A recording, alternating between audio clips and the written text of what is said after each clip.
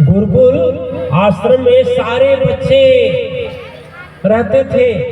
और देखिए एक बात और कहते हैं, आपस में द्वेष विद्वेष भी बड़ा बेकार चीज होता है, बड़ा व्यर्थ होता है। डाह तो सारे गोरखनाथ से जलते थे और गोरखनाथ को उनके गुरुजी इसलिए मानते थे कि वह बड़े गुरु भक्त थे। अभी गाए है ना कि गुरु भक्ति में ईसन व शक्ति मैया का आसन हिलौले बा। आज शक्ति लोग भी डगमगाने की शक्ति रखता है गुरु भक्ति। और जब गुरु भक्ति जग जाती है तो उसके आगे जमराज को भी झुकना पड़ता है। कभी आएंगे तो आपको सुनाएंगे।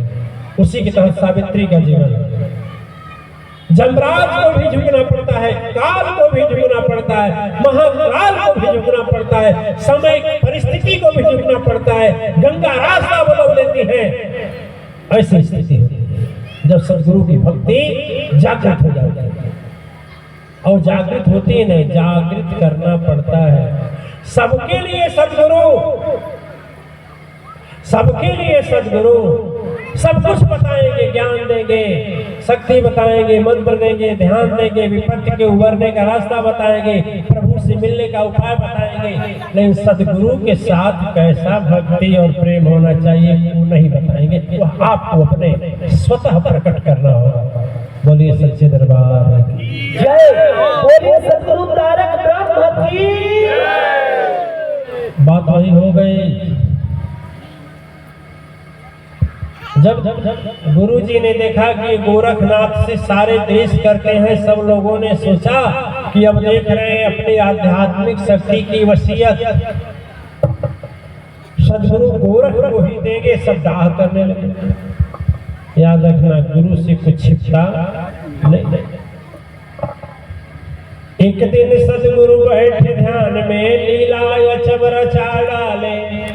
सारे शिष्यों को बुलाकर हृदय की बात वह कह डाले। बोले मैं सोच रहा हूँ अपना पीठाधीश्वर अपनी जगह गोरख को दे दे।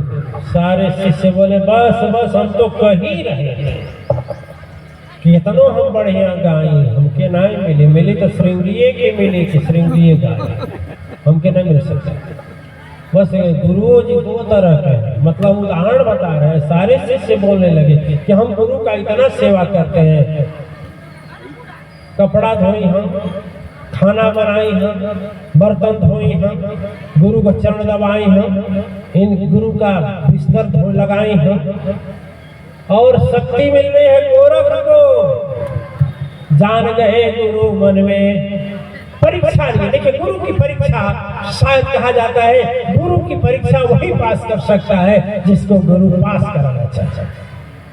गुरु समझाना चाहे कि देखो मैं सबको एक तरह से देखता हूँ, लेकिन आध्यात्मिक शक्ति का वसीयत वही संभाल सकता है। उसी के पास शक्ति होती है जिसके पास गुरु की भक्ति होती है।